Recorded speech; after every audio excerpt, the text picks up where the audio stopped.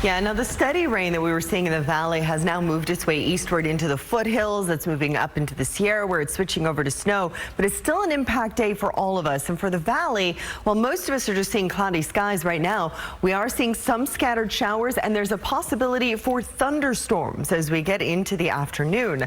We're also talking, of course, about the Sierra snow, which could be heavy at times, especially above 6,000 feet today, and lingering showers as we get into Wednesday. In fact, snow levels could drop as low as 5,000 feet by Wednesday morning. Now let's take a look at the radar where we're continuing to see this main line of showers as that has worked its way eastward up into the foothills, again switching over to snow when it gets into the Sierra. Some of the heavier rain that we've been seeing lately: Grass Valley, Auburn, Lake of the Pines, Colfax, Forest Hill, down toward Placerville. Right now it's a little bit lighter, and then heading over to Pollock Pines where it's going to start that switching over. Temperatures mid and upper 50s right now across the valley, and these temperatures are not going to warm up much from where we are right now. 48 degrees in Auburn. We're looking at 36 in Truckee. Highs today upper 50s, low 60s for the valley, mid and upper 50s for the foothills, and for the Sierra we're talking low to mid 40s.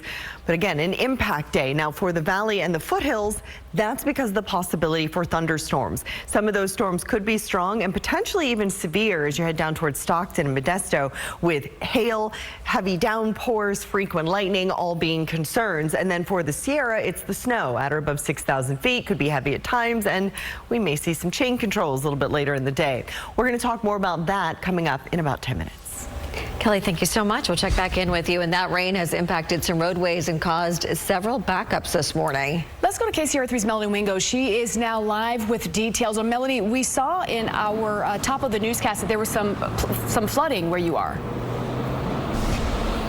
Yes, and what we're seeing right now at this location is how the storm is affecting the morning commute, and not just because of spinouts or people having hydroplaned on the roadways, but because of clogged drains. Take a look at this.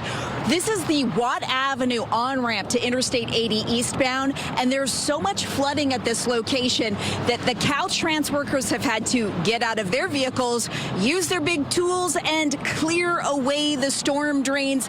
This guy in the distance here, the water right now is about, I would say up to his knees, but just about 5 minutes ago, it was all the way up to his waist. And we have watched as that water has receded thanks to his work. If they didn't get out here and do this manually, the water would still be pooling and causing some flooding issues for any drivers needing to head on to the highway.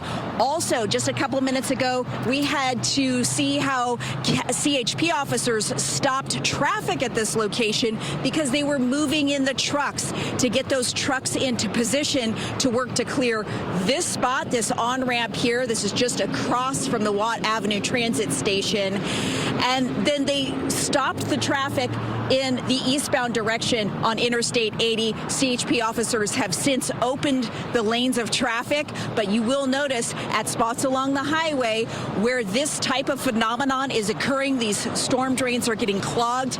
You will notice the heavy equipment out here as crews work to clear those drains, get the flooding waters to recede, and then things can move on as normal once the water levels go down. That's a slice of what's happening all across our area.